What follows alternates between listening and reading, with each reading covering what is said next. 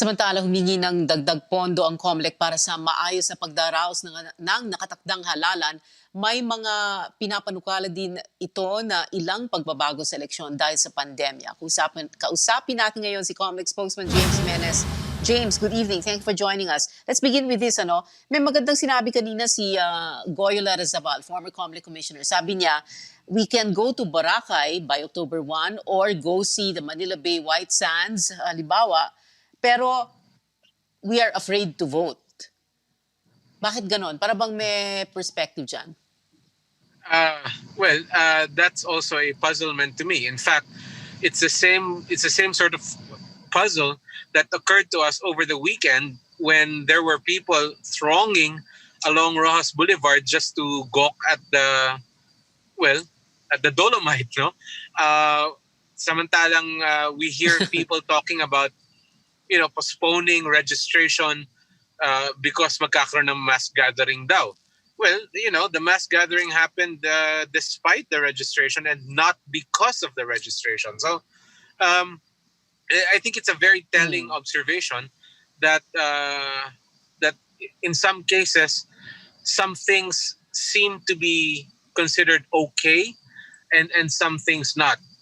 As far as the COMELEC is concerned, elections are essential. So at this point, hindi talaga tinitignan ng COMELEC ang any possibility of postponement at this point.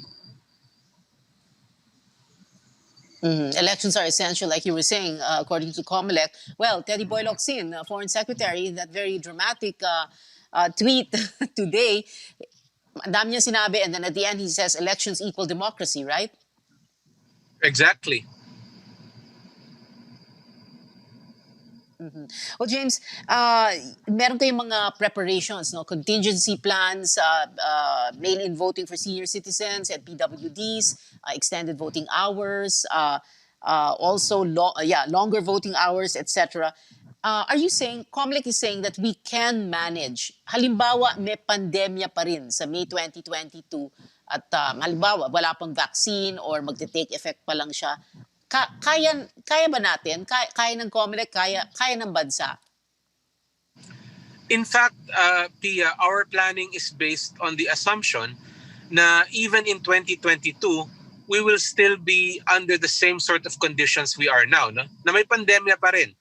At hindi natin ini-expect na magkakaroon tayo ng return to normalization by then. So ang planning natin lahat ngayon ay nakabase sa ganung paniniwala.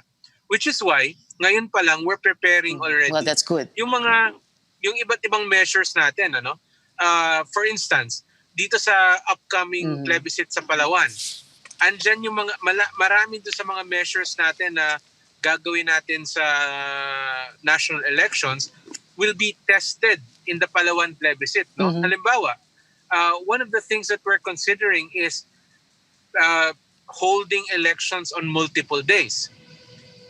As president, we have what we do with overseas voting, where voting is not confined to just the one day, but over a period of 30 days. No, we're probably not going to do, or not probably going to propose 30 days for national and local elections. But the idea is that, at least in theory, it would not be unconstitutional.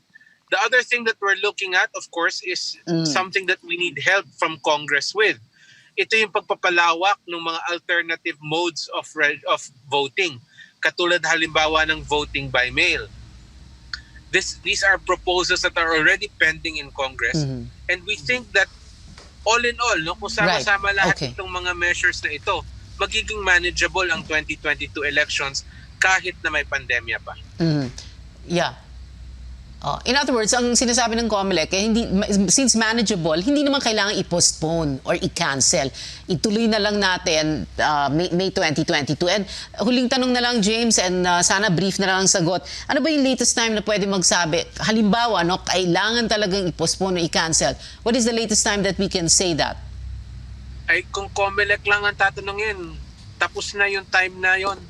Hindi na tayo pwedeng magsabing ika-cancel. Kasi malinaw sa Constitution kung kailan dapat mangyari. And as far as COMELEC is concerned, mangyayari po yun. All right, COMELEC spokesman James Jimenez, thank you very much for joining us this evening. Maraming Salamat sa salamat iyo. po.